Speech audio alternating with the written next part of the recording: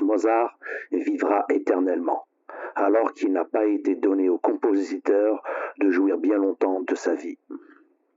Lorsqu'il meurt, le 5 décembre 1791, après une courte lutte contre la fièvre, il n'a alors que 35 ans. Le jeune Wolfgang est considéré comme l'un des plus étonnants musiciens prodiges de tous les temps et il est célèbre dans toute l'Europe. Il compose ses premiers menuets à 6 ans et, avant même l'âge de 10 ans, le jeune virtuose joue déjà de plusieurs instruments. Il n'est pas encore adulte quand il écrit ses premiers opéras et de grandes symphonies, et toutes les cours royales de Vienne à Londres saluent son talent. Mais sa vie sera bien vite marquée par les difficultés financières et les conflits professionnels. Alors qu'il n'est à nos yeux le plus grand compositeur de son époque, Mozart a toutes les peines à connaître un succès durable auprès des habitants de Vienne dans son Autriche natale. Ses triomphes sont souvent éclipsés par ses échecs. Pire encore, il doit compter avec les intrigues de compositeurs jaloux de son talent. Il lui faut aussi esquiver les caprices des Habsbourg et composer sans cesse sur commande, à la hâte, pour payer ses factures. Lorsqu'il meurt, le registre des décès indique qu'il a succombé à une fièvre aiguë. Mais il ne faut pas longtemps pour qu'un autre diagnostic soit avancé, à savoir celui du meurtre.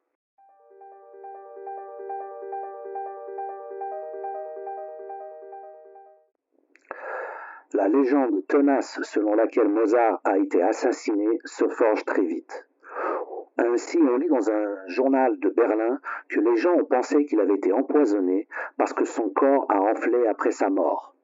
Normalement, un cadavre devient rapidement froid et raide, alors que, comme son fils Karl l'a rapporté plus tard, celui de Mozart a gonflé et est resté souple, caractéristique fréquemment constatée chez les victimes d'empoisonnement. À cause de la puanteur qu'il dégageait, son cadavre a aussi été enterré à la hâte sans faire l'objet d'une autopsie. Plus étrange encore, Mozart lui-même semble avoir été convaincu qu'il avait été empoisonné par un rival. En effet, quelques semaines avant de mourir, il avait dit à sa femme Constance « Quelqu'un m'a donné de l'aqua tofana et a calculé le moment précis de ma mort. » Il faut savoir que l'aqua tofana est un poison lent à l'arsenic.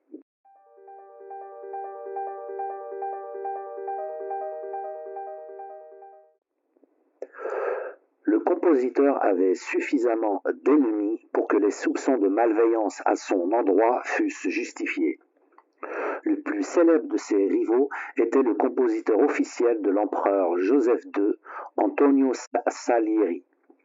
À cette époque, Salieri était le musicien le plus sollicité par l'aristocratie, mais il était convaincu que Mozart, bien que moins en vogue que lui, possédait un talent supérieur au sien. Et il s'avère que plus de 30 ans après la mort de Mozart, Salieri attisa lui-même les flammes du soupçon.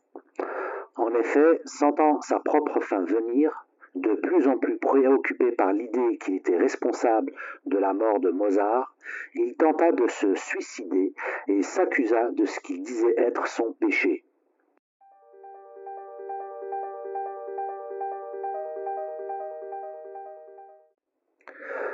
Un autre homme pouvait avoir des raisons de souhaiter la mort de Mozart. Il s'appelle Franz Hofdemmel, dont la femme, la belle Magdalena, étudiait le piano avec Mozart, suscitant ainsi des rumeurs selon lesquelles elle aurait trompé son mari et eu une relation amoureuse avec le compositeur. Quelques jours seulement après le décès de Mozart, Franz Hofdemmel attaqua sa femme, alors enceinte, avec un rasoir, lui tailladant le visage et la gorge.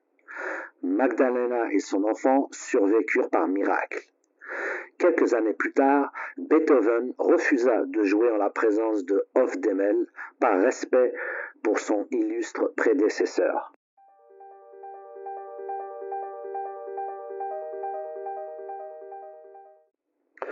Malgré toutes ces coïncidences, historiens et biographes ont accordé peu de crédit à la thèse de l'assassinat de Mozart.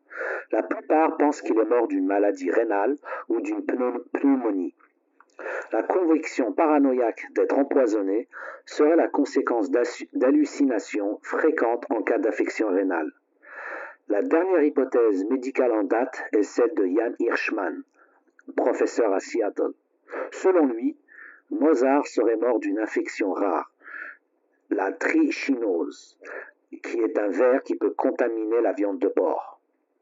En effet, 40 jours avant sa mort, Mozart avait envoyé une lettre à sa femme dans laquelle il lui disait qu'il s'apprêtait à déguster des côtes de porc.